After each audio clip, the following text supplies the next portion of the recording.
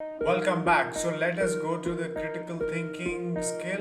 So this is the super hot skill. If you learn it properly, whatever you touch will turn into gold. So what is critical thinking? It is ability to reflect, not easily convinced. So it is listening, reading, talking, but asking the right questions. The ability to think in a reasoned way. Okay, so critical thinking is simply like going to the source of information, whether it is genuine or not. So finding that source and then coming up from there.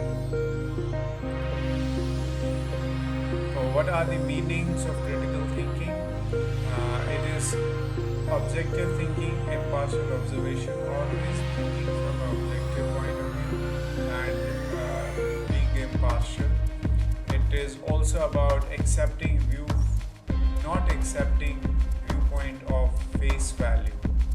Like if a Nobel Prize has said something